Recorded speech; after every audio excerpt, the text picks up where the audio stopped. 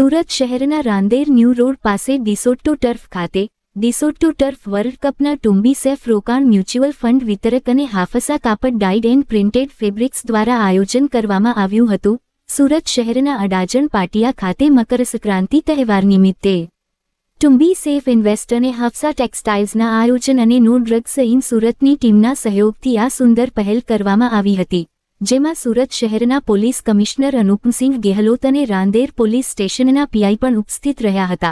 આ ડિસોટ્ટો turf world કપના આયોજનની ખાસ પહેલ એ જ છે કે લોકોમાં ખેલની લોકપ્રિયતા વધે, જેવી રીતે ડ્રગ્સ અને નશાખોરીમાં લોકો ફસી રહ્યા છે. આવા જીવલેણ નશાઓથી લોકોને દૂર રાખવા પોલીસ અને અલગ અલગ સંસ્થાઓ દ્વારા અનેકો પ્રયાસ કરવામાં આવી રહ્યા છે. આ ડિસોટ્ટો ટર્ફ વર્લ્ડના આયોજન એ જ છે કે લોકોમાં ખેલની લોકપ્રિયતા વધે અને આપણા દેશના લોકો ફિટ રહે, ના કે નશાની તરફ જાય. આ ક્રિકેટ મેચમાં ખાસ પહેલ કરવામાં આવી હતી.